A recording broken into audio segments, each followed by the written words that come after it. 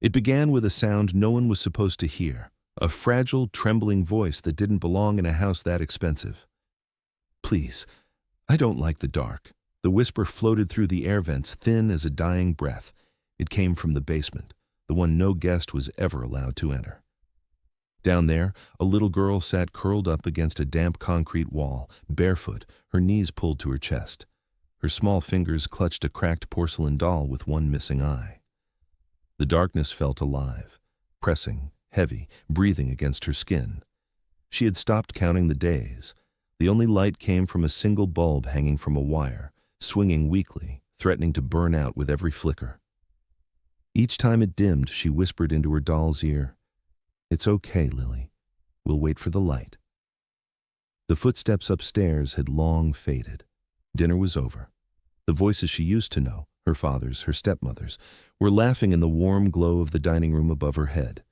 The same voices that never once asked where she'd gone. When she'd dropped the glass earlier that evening, it hadn't even been her fault. Her stepmother's son had shoved her from behind, giggling as the shards scattered. "Clumsy thing," the woman hissed. "You'll sleep where you belong tonight." And so, the basement swallowed her again. The child tried to hum the lullaby her mother once sang, before she'd gone to heaven, as the stepmother claimed. But halfway through, her voice cracked. She pressed her palms over her ears. The silence after her sobs was worse than the sound itself. She whispered to the bulb, as if it could hear her. "Mom said the dark can't hurt you if you stay good." Then, quieter. "But I've been good all week." A soft sob broke through her chest. Above her, a drop of water dripped from the pipe into a small rusted bucket, the only rhythm she knew anymore. The air reeked of dampness, detergent, and loneliness. When the bulb finally flickered out, the dark swallowed everything. She whimpered, pressing the doll closer. And then, in the distance, faint through the wall, came something unexpected, the crunch of gravel. A car engine idling. Someone was outside. Her tiny hands trembled as she crawled toward the vent at the corner of the room. She pressed her mouth against it, desperate, whispering into the metal. "Help, please. I don't like the dark." Her voice traveled through the pipes, through the hollow walls, out into the night, across the silent yard, and toward the man who'd just stepped out of his car next door. He froze mid-step. The wind howled, but beneath it he could swear he'd heard a sound no man forgets, a child crying. The rain hadn't stopped for 3 days straight. It was the kind of rain that turned the city quiet, the kind that pressed memories against glass. Alexander Ward sat alone in his study, a half-empty glass of whiskey sweating on the edge of his desk. The rest of the house, the mansion everyone said was too big for one man, was silent. He liked it that way. Silence was predictable. It didn't lie. But that night the silence broke. At first it was faint, a sound carried by the storm, a distant whimper swallowed by the thunder. He looked up, frowning. He waited.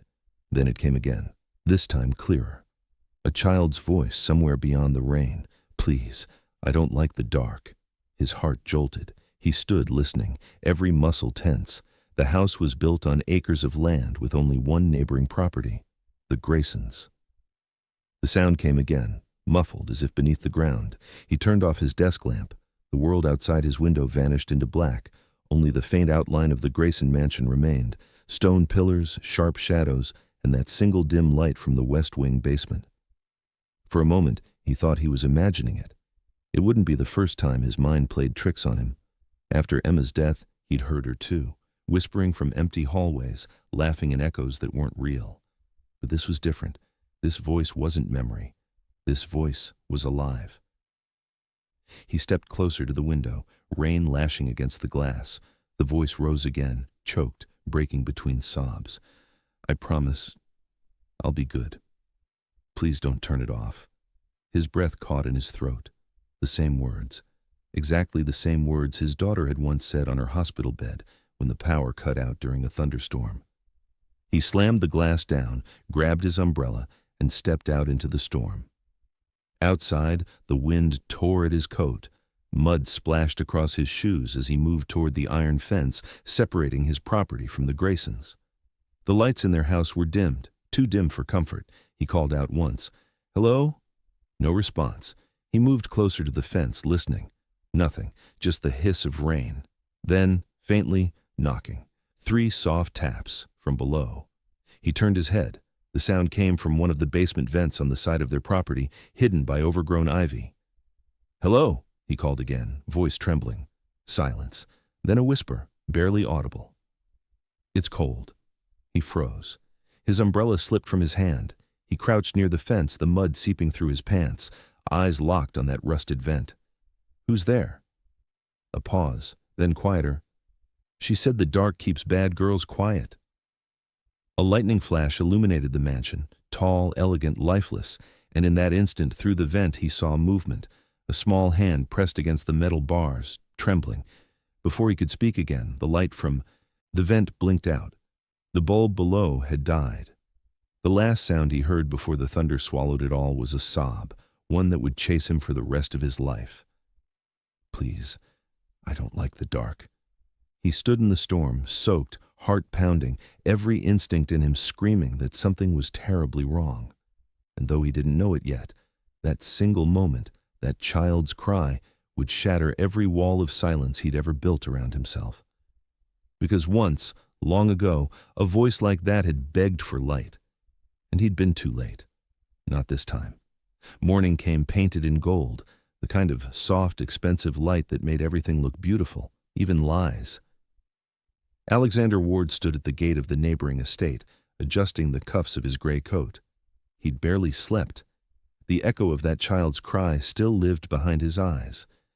When the tall mahogany door opened, Claudia Grayson appeared. Flawless makeup, silk robe, voice dipped in honey.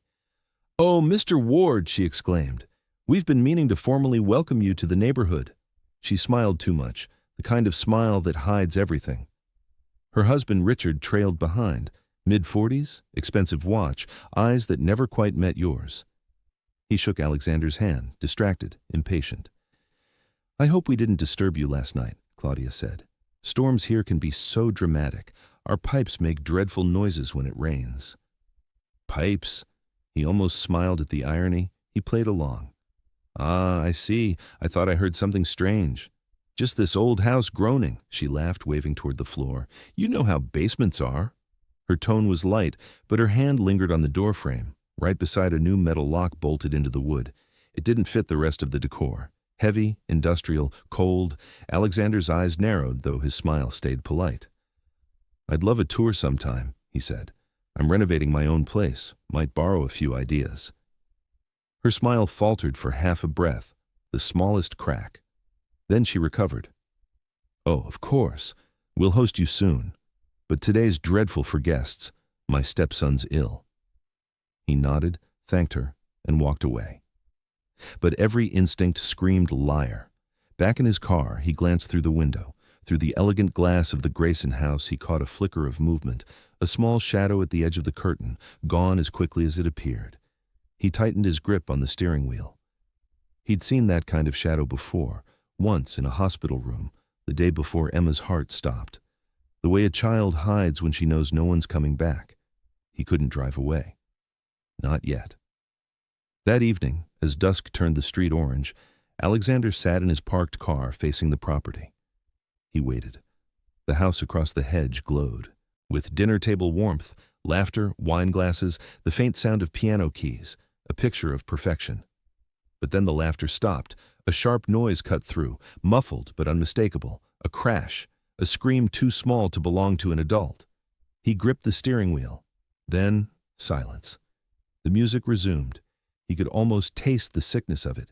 He stepped out of the car, walked closer to the property line, pretending to check his phone. Through the open kitchen window, he saw Claudia pouring wine, her laugh light and easy. Beside her, Richard spoke on the phone, relaxed, unconcerned. No child in sight. But when she turned her head toward the hallway, her entire posture changed, shoulders tensing, expression darkening for just a second. She muttered something under her breath and disappeared down the corridor. A door slammed somewhere deeper inside the house. Alexander's jaw clenched. He knew that sound, the heavy slam of punishment. He returned home restless, pacing his study. His mind circled back to the cry in the dark. "Please, I don't like the dark. Those words weren't from some malfunctioning pipe. They were from a place no one was meant to find. He opened the architectural file of the Grayson property on his computer. The estate blueprints he could access easily as part of the Homeowners Council database. There it was. A narrow section beneath the western wing labeled Maintenance Storage. No internal door access, only an exterior hatch sealed from the outside. He zoomed in closer. The vents connected directly to the shared drainage tunnel between both estates, the same route where he'd heard the voice. His stomach turned. It wasn't a storage room, it was a cellar, and someone had gone to great lengths to hide what it really was. That night, he stood once again by his window, staring at the Grayson mansion. All the lights were off, except one faint glow from the basement vent, the same one he'd seen before. He whispered to the dark, almost to himself, "If she's down there, I'll find her." The storm clouds gathered again, thunder rumbling in the distance. This time, he didn't turn away. Because deep down, he knew the kind of people who built perfect houses were the same ones who buried their sins in basements. The rain returned the following night like punishment, drumming against the glass, whispering against the walls. Alexander sat in his study again, a cup of untouched coffee steaming beside him. The wind howled through the gutters, but beneath it, faint and deliberate, came the sound he'd been waiting for. Not thunder, not the creak of pipes, a cry, low, trembling, human. He froze, heart pounding in his chest. "It's cold. Please. I'll be good." The voice was closer this time. He set his coffee down, stepped to the window, and opened it despite the rain slapping his face. He leaned out, listening. The cry came again, faint, echoing from the direction of the Grayson estate. Through the rhythmic roar of water, he could hear the distinct rattle of metal. It was coming from underground. He grabbed a flashlight, wrapped a coat around himself, and left the house without thinking. Every instinct told him this wasn't imagination anymore. It was real. By the time he reached the property line, the rain had turned into a downpour. His shoes sank into the muddy ground as he crossed to the far edge of his lawn. The old drainage tunnel vent, half hidden under ivy, hummed softly, catching the faintest trace of sound. He crouched. "Hello?" No response. He pressed closer to the vent, letting the rain soak his hair, his coat clinging to his body. "Can you hear me?" There was a pause, right then, faintly, "Please, don't turn it off." He stiffened, his breath hitched. That same sentence again, the one burned into his mind from his daughter's last night. He swallowed hard. "Who's with you?" Another pause, then the reply, quiet and shaky. "She said bad girls stay in the dark." Alexander's blood ran cold. He pressed his hand against the wet metal grate. "Listen to me. You're not bad. Tell me where you are." The little voice whimpered, "Down here." And then the faint clink of a chain echoed through the pipe, deliberate, metallic, final. He pulled his phone from his pocket, turned on the flashlight, and searched along the Grayson property's side wall. At first, nothing. Then he found it, a square outline half hidden behind the trimmed hedges. The brick was uneven. The hinges were old but recently painted over. He reached for the handle, locked tight. Through the small gap beneath the door, a dim orange light flickered, weak and sickly, like a dying candle. He pounded on it. "Hey, can you hear me?" A muffled cry answered. "Please don't tell her I talked." "Who?" Silence. Then, the unmistakable sound of footsteps upstairs, muffled but sharp. The girl's breathing quickened on the other side. "She's coming," she whispered. Alexander's jaw clenched. "I'll come back for you, I promise." But even as he said it, his stomach twisted, because promises were what he'd given Emma too, and those hadn't saved her. He backed away as the storm grew louder, lightning slicing through the air. The front door of the Grayson mansion opened, spilling warm light onto the driveway. Claudia stood there, hair immaculate, robe tied, holding a wine glass. "Mr. Ward?" she called out, voice sharp with surprise and control. "Are you out here in this weather?" He straightened, composing himself instantly. "I thought I heard something, a cry, maybe an animal." Her eyes flicked toward the direction of the basement door, just for a second. Then she smiled too wide. "Oh, you must have heard our pipes again. This place is ancient, sounds travel in the strangest ways." He forced a small smile. "Of course, My mistake. She tilted her head. You really shouldn't be out here, Alexander. Storms bring down the old trees. Be careful. The door shut with a click, and the lock turned behind it. He stood there in the rain, watching the faint light behind the brick door flicker once, twice, and vanish. Back inside his own house, Alexander wiped the water from his face, his reflection catching in the window, pale, hollow-eyed, haunted. He replayed the audio he'd secretly recorded on his phone. It's cold. Please, I'll be good. He saved the clip, labeling it with a single word. Proof. Then he set the phone down and whispered to the storm outside. Hold on, kid. I'm not leaving you there. For the first time in years, Alexander Ward, the man who'd buried his own heart with his daughter, felt something dangerous stirring inside him again. Not grief, not guilt, rage. And he intended to use every ounce of his fortune and power to find that door again. The next night fell like a warning.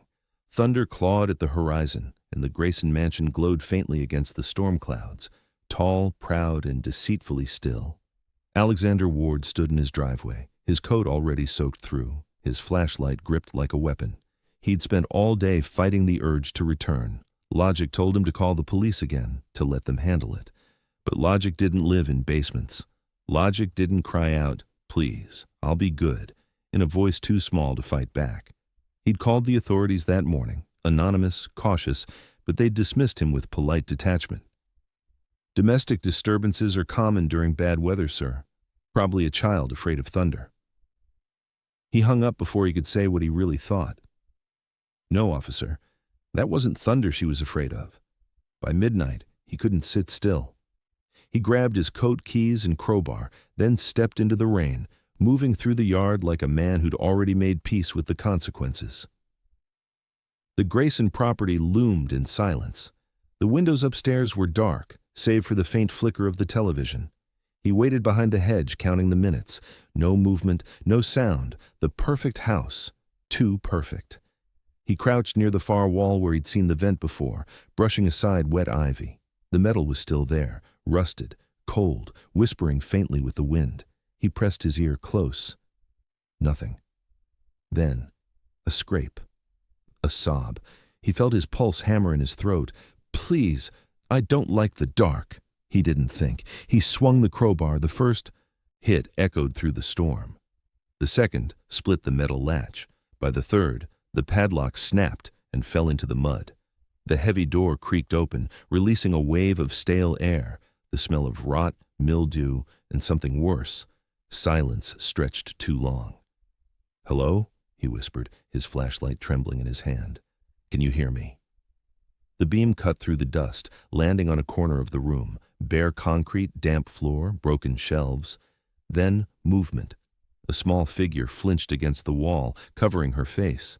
She was barefoot, wearing a torn dress that might once have been pink. Her hair clung to her forehead, matted with dust and sweat. Her wrists were bruised, her breathing ragged. When the light hit her eyes, she gasped and turned away, trembling. He lowered the flashlight instantly. Hey, it's okay, he said, kneeling. His voice cracked. I'm not here to hurt you. You're safe now. The girl whimpered, shaking her head. No safe. She'll come back. She'll turn off the light again. His throat tightened. She's not here, he whispered. You don't have to be afraid anymore. Her eyes darted toward the stairs. She said, if I talk, the dark gets hungry. He felt something inside him snap, that quiet, civilized restraint that money had taught him. Who could say that to a child? Who could lock her away and call it discipline? He removed his coat, wrapped it around her shoulders. She stiffened at first, then clung to it with both hands, as if afraid he'd take it back. What's your name? He asked softly. Her lips trembled. Sophie. He nodded slowly. Sophie. We're leaving. She looked at him, disbelief flickering in her eyes. You'll get in trouble. I've been in worse.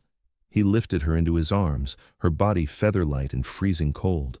Her head rested against his shoulder, and he felt her pulse, weak but steady, against his neck. Every step up those basement stairs felt like dragging a secret out of hell. When he pushed the door open, lightning illuminated the hallway, portraits of the Graysons lining the walls, perfect smiles hiding rot beneath. He walked straight out through the kitchen door, the wind howling behind him. Halfway across the yard, Sophie whispered, "She's going to be mad." "Let her," he said, tightening his grip. "Let her be mad at me." He didn't see Claudia standing at the top of the stairs until her voice sliced through the rain. "Mr. Ward?" He turned. She stood there in a silk robe, her face pale in the lightning's glare, wine glass trembling in her hand. "What are you doing in my home?" she demanded, her tone shrill, desperate. "Put her down right now." He stared up at her, fury quiet and cold in his eyes. "I heard her through the walls," he said evenly. "For nights. And you said it was the pipes." "You're insane," she screamed. "That child's disturbed. She hides down there when she throws tantrums. You're trespassing." He didn't move. "Then call the police," he said. "Let's see who they believe." For the first time, her mask cracked. Her voice dropped to a hiss. "You have no idea who you're dealing with." He took a step back, still holding Sophie. "Neither do you." Then he turned and walked into the rain, his car keys already in his hand. He drove with one hand on the wheel, the other steadying her. She didn't speak again, only stared out the window at the lightning cutting across the sky. Every flash made her flinch. When they reached his mansion, he carried her straight inside, past the marble halls and golden chandeliers that suddenly felt obscene. He laid her gently on the couch near the fire. She blinked at the flickering light, whispering, "You keep it on?" He nodded. "Always?" Her lip quivered. Then, for the first time, she smiled. Small, broken, but real. "Then you're not like them." He swallowed hard. "No, Sophie, I'm not like them." Outside, thunder rolled again, distant but heavy, the sound of a storm finally beginning to break. And in that fragile moment, as he covered her with a blanket, Alexander realized something terrifying. He didn't just want to rescue her. He wanted to protect her from everything that came next, because once, long ago, he had lost a little girl to the dark. And this time, he swore to God, he would burn the whole world before he let it happen again. By morning, the storm had died, leaving behind the kind of silence that feels dishonest. Alexander sat beside the hospital bed, his clothes still damp from the night before. The girl, Sophie, lay curled beneath the white sheets, her tiny fingers gripping the edge of his sleeve even in her sleep. He hadn't moved in hours. The doctors had examined her quietly, exchanging the kind of looks that said more than any words could. Malnutrition, bruises, shallow scars across her wrists. The signs weren't subtle, they were evidence. Yet, when the nurse asked, "Should we contact the parents?" he felt his stomach twist. "Not yet," he said, his voice steady but cold. The nurse hesitated. "Sir, legally." "Not yet," he repeated, sharper this time. He knew what people like Claudia could do with a few phone calls, twist the truth until the victim became the villain. As dawn crawled through the hospital blinds, Sophie stirred. Her eyes fluttered open, those wide, hollow eyes that had learned to fear light itself. She blinked at him, whispering, "It's not dark here." He smiled faintly, exhaustion softening the edges of his voice. "No, it won't be dark again." For the first time she smiled, small, uncertain. "Do you work for the light?" He swallowed hard. "Something like that." 2 hours later, the police arrived, not because of his call, but because Claudia had filed a report. A uniformed officer approached Alexander in the hospital corridor, his tone clipped and official. "Mr. Ward, we received a complaint from Mrs. Grayson. She alleges you trespassed on private property and forcibly removed her stepdaughter." Alexander leaned back against the wall, crossing his arms. "I rescued a child who was locked in a basement." The officer sighed. "Mrs. Grayson insists the child suffers from emotional instability. She says the girl hides from imaginary punishments." He stared at the man. "Did you see her? Did you talk to her?" "We will," the officer said, "but I must ask you to refrain from contact until the case is reviewed. This could be considered kidnapping." The word hit like a slap. Kidnapping. He laughed under his breath, bitter and incredulous. "Kidnapping? You think I'd risk my reputation to kidnap a half-starved child from a moldy basement?" The officer's eyes flickered, guilt creeping in. "I'm just following protocol." "Then change your protocol," Alexander snapped. His voice thundered across the corridor. Heads turned. "That girl has been tortured, starved, and hidden. You'll find chains on the basement floor if you bother to look. The officer stiffened. Sir, go check, Alexander interrupted, stepping closer. Go down those stairs. Smell that air. Tell me again if you think she hides for attention. Silence. The officer cleared his throat. We'll look into it. When Claudia arrived at the hospital, she was flawless, makeup perfect, outfit expensive, her face the picture of concerned motherhood. Oh, my poor darling, she said, rushing to Sophie's bedside. You must have been so scared when you ran away again. Sophie flinched, instinctively shrinking toward Alexander. Claudia noticed. Her smile froze for half a second, then returned, brittle and bright. Mr. Ward, she began smoothly, I appreciate your concern, but you really overstepped. Sophie has episodes, vivid fantasies. We've been getting her help. Alexander didn't blink. Help doesn't leave scars, Mrs. Grayson. Her lips thinned. Children bruise, they fall, they invent stories when they've been locked in a basement, he interrupted. The tension in the room thickened like smoke. Nurses pretended not to listen. Claudia's eyes glimmered with the fury of someone losing control. She lowered her voice, leaning closer. You have no idea who you're up against, Mr. Ward. I have friends who can bury you before the day ends. He smiled faintly, the calm, terrifying kind of smile. That meant danger. Try it. By evening, the hospital social worker arrived, a middle-aged woman named Dr. Keller, clipboard in hand, tone neutral. We're trying to verify both stories, she said carefully. The child's and Mrs. Grayson's. It's complicated. Alexander folded his arms. What's complicated about a locked door and a child covered in bruises? Dr. Keller sighed.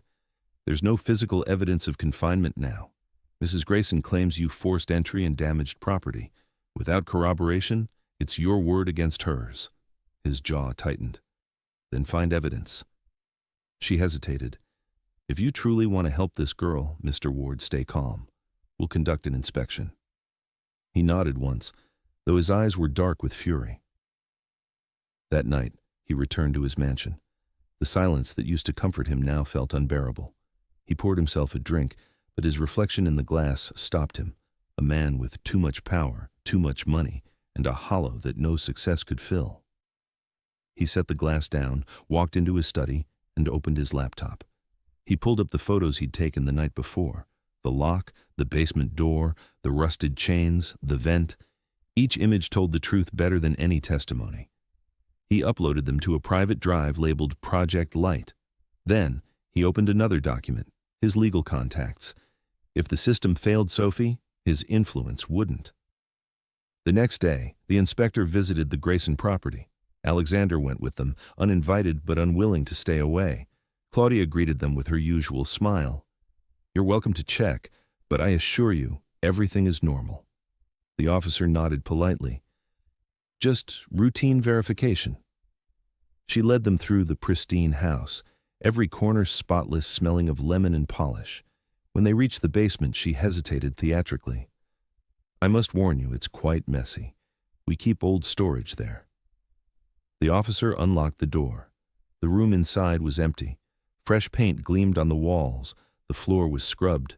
The chains, the furniture, the dirt, all gone. Alexander's stomach twisted. She'd cleaned it. She'd erased it. He looked around, searching for anything. Then, in the far corner, he saw it. Faint scratches on the cement wall, half covered by white paint. He crouched down and brushed his thumb over them. Letters, small, shaky.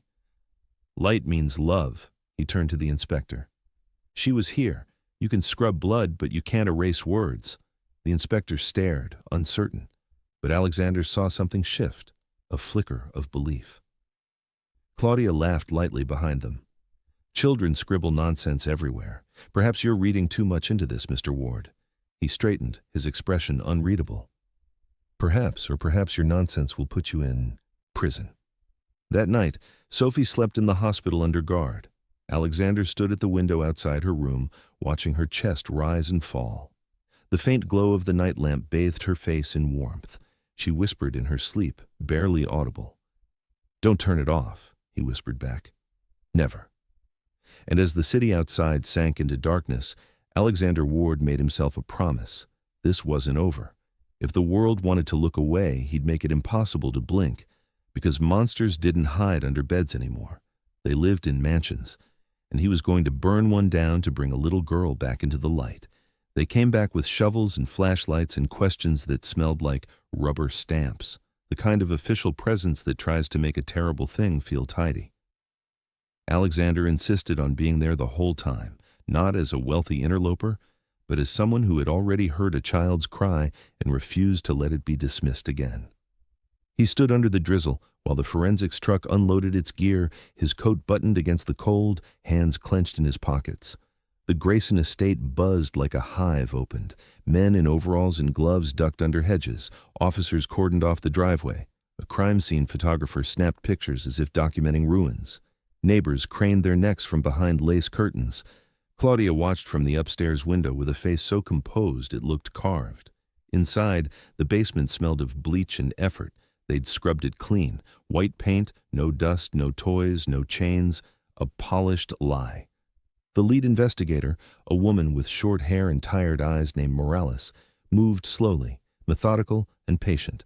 She checked drywall seams, tested paint for freshness, scanned for disturbed dust patterns. Alexander watched everything as if he could will the truth into the open with attention alone. "Mrs. Grayson had the place repainted this morning," Morales said, reading a log from the maintenance team. "Fresh primer, new lock installed within the last 48 hours. She shrugged, not yet betraying judgment, but a scrub doesn't remove everything. They stripped a small section of drywall where the screwdriver had found a soft seam the night before.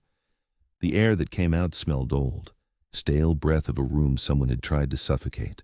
Beneath the dust and whitewash, the cement showed through, and on it, faint tiny scratches of a child's hand, stars, crooked suns, a hand holding another hand. Morales knelt down, the flashlight in her teeth, and blew gently on the marks. The lines shivered into clarity. "Look," she said, and her voice was the first human sound in a long while that wasn't tempered by official distance. "They tried to paint over drawings. Someone desperately covered them." Alexander leaned in. There were words, shaky, the kind of handwriting that grows out of fear and hope. Both. Light means love. Next to it, a crude stick figure with a circle above its head, perhaps a lamp, and a smaller figure clinging to it. A forensics tech swabbed the paint and grinned tautly. DNA testing, trace fibers, underpaint residue, there might be a history under the history. Claudia's smile, once perfect, trembled. She moved away from the group as if a draft might carry the evidence to her. They pulled up floorboard after floorboard, asphalt and nails and plaster, yielding grudgingly to screws and crowbars. Under one board, in a dark corner they'd hoped the paint would hide, they found a line pressed into the wood, tiny as a fingernail. Someone had carved it deep by scratching a nail into soft grain when hands were shaking. "Don't turn it off." Alexander felt a cold hand close around his heart. He could see Sophie in a flash, small and white-lipped on the concrete, her tiny fingers pressed into a doll, her whisper spidering through the pipes. He had found her, and yet there were more pieces that no one had wanted to look at. The housekeeper, the woman who had run the household like a small kingdom and protected its secrets, was brought into a room with padded lighting and quiet questions. At first, she answered with sharp rehearsed lines about discipline and misunderstanding. But under the slow pressure of phone calls, surveillance checks, and the sight of a child's handwriting half buried by paint, the armor began to rust. "You can scrub it clean," Morales told her, voice soft but edged. "But you can't wipe a child's fear from the concrete, not with paint." Claudia didn't speak at that moment. She sat in the passenger seat of the inspector's car, hands clasped over a tissue, the porcelain of her face cracking as if heat had been applied. The stepmother's son, young, arrogant, refused to look at anyone. He kept checking his phone as if schedules were the only reality that mattered. The father, Richard, paced with a kind of confused indignation that only truly privileged men can practice when the foundations of their life smell of rot. Outside, the press had arrived. Small vans with logos and boom mics. Headlines would write themselves tonight. Politicians and neighbor gossipers would fill the margins with furious and performative outrage. Alexander watched the swirl and tasted bile. He didn't want headlines. He wanted history made right. Forensic teams lifted fingerprints from painted surfaces where moisture had pooled and found smudges not matching any of the current household staff. They pulled up CCTV from the perimeter cameras and found a looped gap, footage overwritten the night the lock was installed. Someone had tried to make the basement disappear, not by burying evidence, but by erasing the memory of its existence. When the cleaner's alibi began to crumble under cross-checks, the housekeeper's composed posture finally collapsed into a face that was small and raw. She started to speak, haltingly at first, about how the maid had gone ill, how she'd begged them not to call doctors because it would upset the family, how they had panicked and then decided to hide it because what would people say? Her sentences blurred into confessions as pressure and shame closed in. But a confession on paper and the truth in a child's scratched words are different things. Confessions fix faces to deeds. The drawings fixed a daily life to memory. They were simpler, more honest than any testimony, evidence that a small person had reached for light and been told to be quiet. Sophie sat in a small room away from all that theater, hands wrapped around a cup of warm cocoa. When a victim advocate came in to play soft music and ask gentle questions, a therapist asked whether she recognized any of the faces in the photos displayed by Morales. Sophie traced the images of stars carved into cement and pressed her thumb against a photo of the wall. She muttered, voice as thin as a thread. We kept the light on. I held it with my hands. Alexander listened to that and felt more than pity. He felt a promise turn into a pulse. He'd thought rescuing her was enough, but the painted-over drawing said otherwise. Rescue without remembering is only a bandage.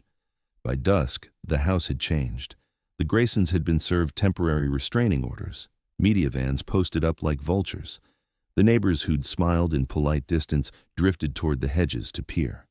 The law moved in a jagged, bureaucratic rhythm, but the truth, slow as sap, spilled out. The painted walls could be repainted, but the scratches remained when light hit them at an angle. The tiny mantra, light means love, refused to vanish.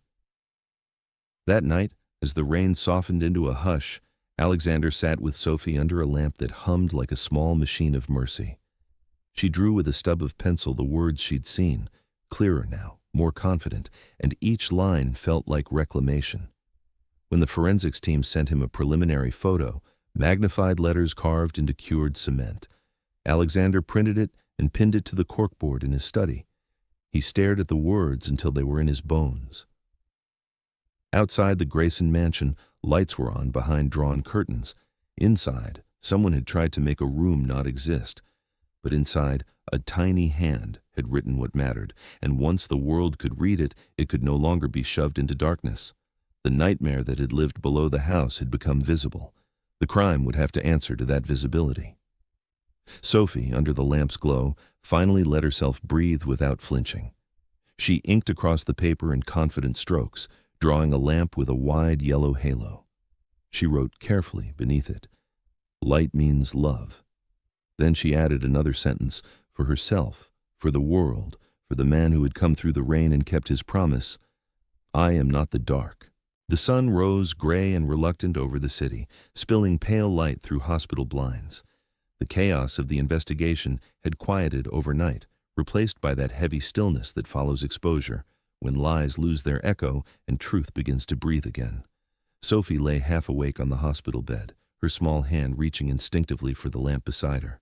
She didn't turn it off. Not once. Alexander watched her from the chair by the window. He hadn't slept. Exhaustion sat heavy on his shoulders, but he didn't leave.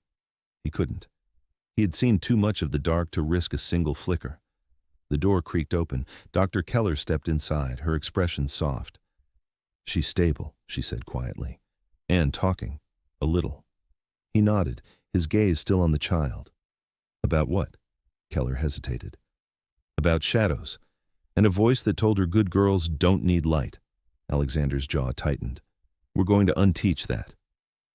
Later that day, social services began their paperwork, the slow machine of bureaucracy trying to make order from horror. Alexander signed form after form, temporary custody, medical consent, witness statements, his signature cutting through every page with the same precision he used to close million-dollar deals. But this wasn't business. This was blood. When they finally let Sophie leave the hospital, she clutched his sleeve as they walked through the automatic doors. The winter air made her flinch. She pressed closer to him, whispering, "Do we go back to the dark house?" He knelt beside her, meeting her eyes. "No," he said gently. "You're coming home with me." Her brow furrowed. "Your house is big," she murmured. "Big houses have dark corners." He smiled faintly. "Then we'll fill every one of them with light." At his mansion, the staff stood waiting, silent, curious, trying not to stare. Alexander's housekeeper, Mrs. Vance, gasped softly when she saw Sophie's frail figure. "Good Lord," she whispered. "She's a guest," Alexander said simply. "Treat her as family." He led Sophie upstairs to one of the guest rooms, though by the end of the week it would no longer feel like one. The walls were ivory, the curtains sheer. A large window overlooked the gardens where snow still clung to the trees. Sophie froze at the threshold. "There's light," she said quietly. "A lot." He crouched down, hand hovering near her shoulder, but never touching. "You can turn it off if you want, or keep it on forever. No one will tell you what to do again." She hesitated, then walked in. The sunlight touched her face for the first time in weeks. She blinked, tears welling without sound. He turned to leave, but her voice stopped him. "Thank you," she whispered. He looked back, and for the first time in years, the space inside his chest, the hollow, carved by grief, began to feel less like a wound and more like a door. The days that followed were a slow unraveling of fear. At first she slept with every lamp on, then with one, then just the nightlight shaped like a small sun he'd bought her himself. But whenever thunder rolled in the distance, she would wake, trembling, breath quickening, whispering, "She's coming." And every time, Alexander would come to her room. He wouldn't touch her, wouldn't speak at first, just sit beside her bed until her breathing steadied. When words finally came, they were small, fragile things. "Why do people hate small things?" she asked one night.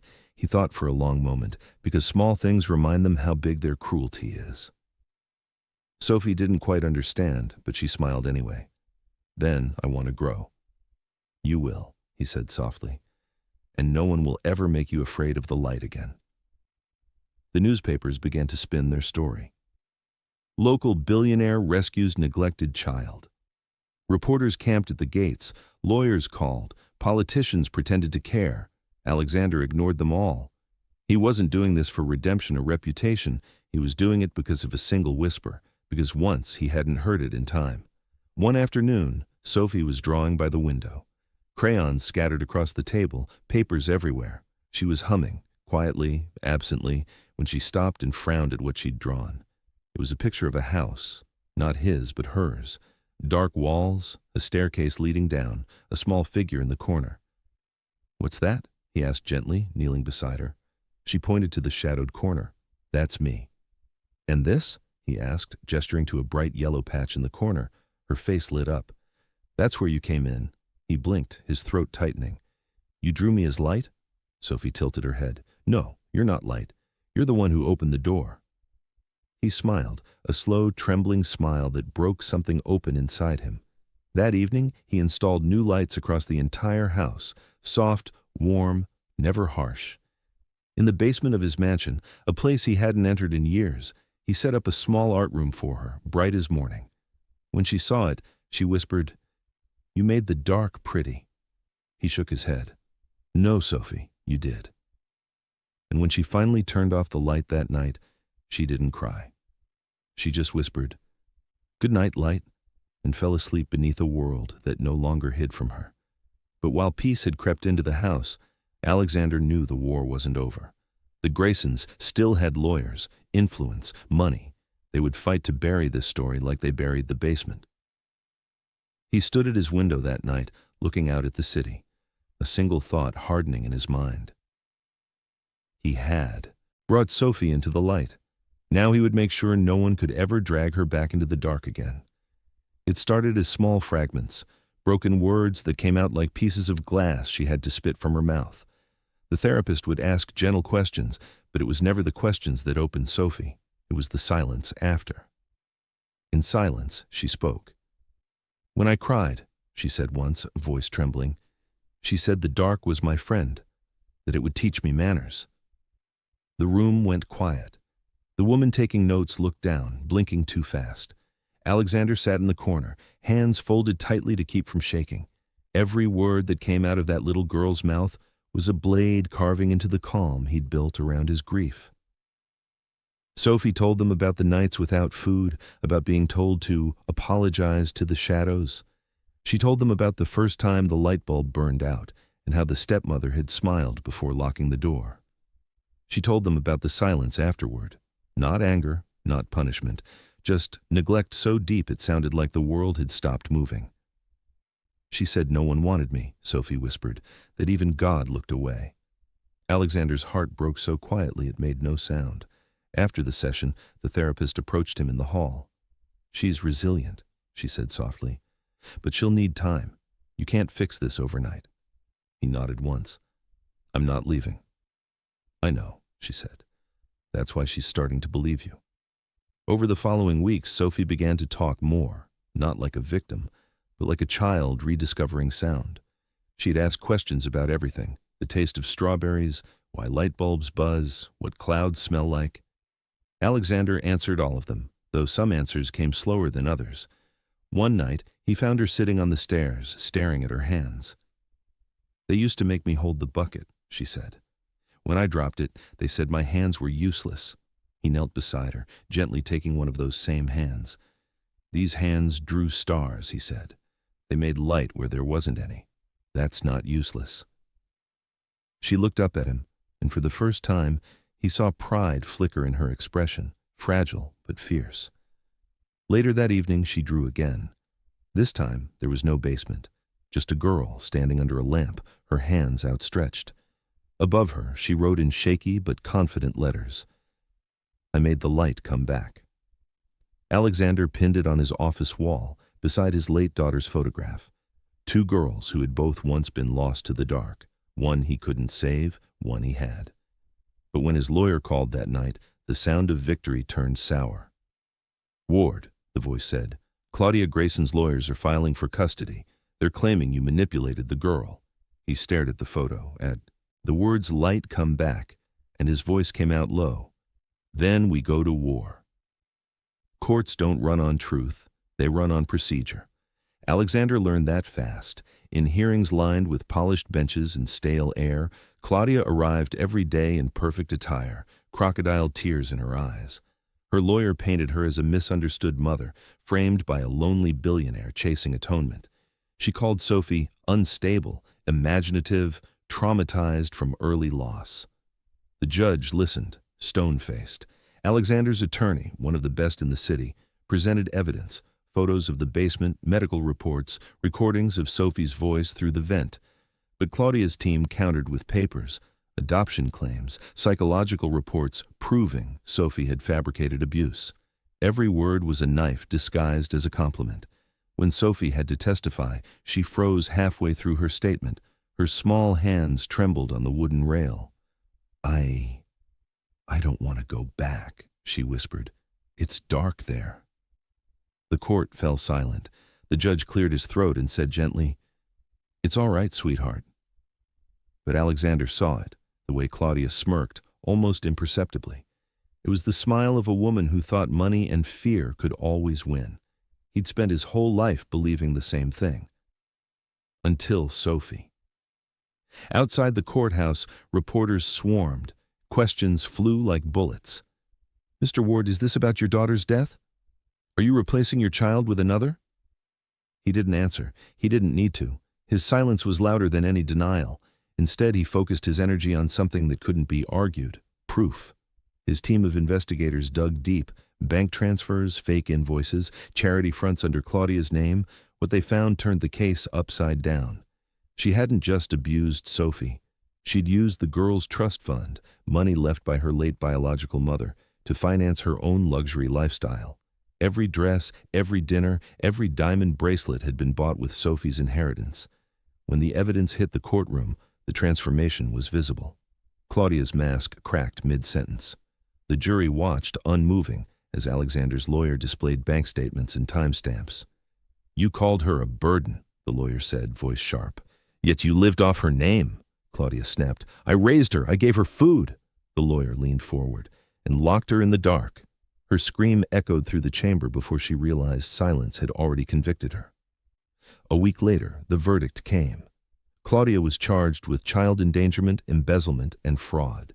Richard, her husband, signed a plea deal, admitting negligence to avoid prison. Sophie was placed under Alexander's permanent guardianship. When the judge asked if he was prepared for the responsibility, Alexander's answer was quiet but certain. "I already am." That night when they returned home, Sophie asked, "Is it over?" He hesitated. "The dark doesn't just disappear, Sophie, but it doesn't win either." She looked at him, serious beyond her years. "Then we keep the lights on forever." He smiled. "Yes, forever." The next morning, a headline ran across every paper in the city. "Billionaire exposes family's secret basement. Child found. Justice served." Alexander folded the newspaper and tossed it aside. The world could celebrate its scandal. He only cared about one thing. Sophie, sitting cross-legged on the living room floor, drawing another sun. When she looked up and asked, "Does light ever get tired?" he said quietly. "Only when no one believes in it." She nodded and went back to coloring, the morning light spilling over her hair. For the first time in years, Alexander didn't dread sunrise, because in that small beam of gold on her paper, he saw redemption, not the kind men buy, but the kind children give. The winter thawed slowly that year. Snow melted from the hedges like memory finally softening its grip, and for the first time since he'd bought the mansion, Alexander walked into the basement without feeling the weight of ghosts. The walls were bare concrete, cold but clean. There were no locks, no shadows, no secrets, only the hum of the light fixtures he'd installed himself, soft and warm like morning sun. Sophie followed him hesitantly, clutching the railing. She'd refused to go downstairs for weeks, her body stiffening every time a door clicked behind her. But today, she'd asked to see it. "I want to see where the dark used to be," she said. "So I know it's gone." He'd smiled and told her the truth. "It's gone because you walked out." Now, as they stepped inside together, Sophie looked around, wide-eyed. The air smelled of paint and cedarwood, nothing like the basement she'd lived in before. The old space had been rebuilt, reimagined, renamed. In the center stood a long table covered in white paper rolls and watercolor sets. Soft lamps glowed from every corner, casting no shadows deep enough to hide a fear. On one wall, he'd framed her first drawing, the one with the lamp and the little girl under it. Beneath it, a plaque read, "The Room of Light." Sophie stared at it, her lips parting. "You kept it?" "I keep everything that matters," he said. She ran her hand over the frame, tracing her own crooked handwriting beneath the glass. Her voice dropped to a whisper. "It doesn't feel like the dark anymore." "It never will again." He reached into his pocket and pulled out a small switch. "Want to do the honors?" She blinked. "What is it?" "The master light." He placed it in her palm. With one flick, every lamp in the room bloomed to life, warm, golden, alive. The light reflected in her eyes like tiny suns. For the first time, the basement wasn't a prison. It was a rebirth. In the days that followed, the room filled with life. Sophie painted stars on the walls, bright yellow ones with smiling faces. Mrs. Vance brought cookies and tea, humming softly while Sophie drew. Sometimes Alexander would sit in the corner, pretending to read, but really just watching her exist in peace. The transformation of that basement mirrored his own. The space that had once felt like a crypt for memory had become the heart of the house. He'd lived surrounded by wealth his whole life, but nothing compared to the quiet miracle of seeing light touch a place that had once been defined by its absence. A week later, the police called. The Grayson estate was being auctioned to pay for damages and restitution. They asked if Alexander wanted to attend the handover. He almost said no, then stopped. He took Sophie with him. The house stood empty, stripped of its glamour, its windows dark and hollow. Sophie held his hand tightly as they walked through the main hall. Her eyes darted toward the door that led to the basement. It looks smaller, she said. Monsters always do, he replied. They didn't go down. They didn't need to. Instead, he guided her to the garden behind the house, overgrown, wild, and waiting for life again. He knelt, handed her a packet of seeds, and said, "Let's give this place something new." She smiled softly, digging her small hands into the soil. "What are we planting?" "Light," he said simply. She tilted her head. "Light doesn't grow." He smiled. "It does if you believe it can." And so they planted a circle of marigolds, the brightest flowers she could find. When they left, she looked back only once. The house that had buried her no longer looked powerful. It looked like history. That night, as they returned home, Sophie ran down to the new basement, flicked on every lamp, and shouted up the stairs, laughing, "It's so bright I can't even see the dark anymore." Alexander closed his eyes at the sound. It wasn't just laughter. It was the sound of a soul rebuilding itself. Spring arrived quietly, the way healing often does, without fanfare, without announcement. The world kept moving, but inside that house, time began to mean something again. Sophie had grown taller, stronger. Her cheeks had color now. Her voice carried confidence instead of apology. She'd begun to go to school under a new name. Alexander had given her that, an identity untouched by cruelty. He called her Sophie Ward. At first, she'd resisted. "It's your name," she'd said. He'd replied gently, "It's ours now." Every evening, he read to her by the fireplace. Old stories she chose, fairy tales. She once thought were lies. When she reached for his hand during the parts that frightened her, he realized something that startled him. He no longer saw her as the child he'd rescued. He saw her as his child. The nights no longer ended in silence. They ended in warmth, with the soft hum of her laughter echoing down the hall. One night she came into his study after dinner, barefoot, holding a folded piece of paper. "I made something," she said shyly. He smiled. "Another masterpiece?" She shook her head. "A story." He unfolded it carefully. In messy handwriting she'd written, "Once there was a girl who lived in the dark. One day someone heard her crying and came with light. The girl thought the light belonged to him, but it didn't. It was always inside her. He just helped her find the switch." He looked at her, eyes burning with emotion too deep to speak. "That's beautiful." "Do you think it's true?" she asked softly. He nodded. "It's the truest thing I've ever read." She smiled, and for the first time since the day he'd met her, she didn't look afraid. That night when he tucked her into bed, she reached up and touched his sleeve. "Can I ask you something?" she whispered. "Anything." Her voice was small, careful, trembling between hope and fear. "Can I call you Dad?" Alexander froze. The word hit like thunder and sunlight all at once. For a heartbeat, he couldn't breathe. Then he nodded, his voice breaking. "You already do." She smiled, closed her eyes, and whispered, "Good night, Dad." He sat there long after she fell asleep, watching the rhythm of her breathing under the glow of her nightlight.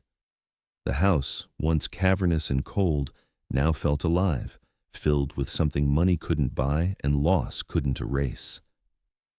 Outside, the moon rose high, spilling silver light across the windows. Alexander leaned back in his chair, whispering into the quiet, "Emma, I kept my promise. I brought someone back into the light." And somewhere, in the stillness, he thought he heard a child's laughter, his daughter's and Sophie's intertwined, echoing softly like sunlight through glass. He smiled. For the first time in years, it didn't hurt, because the dark had lost, the light had returned, and it was never leaving again.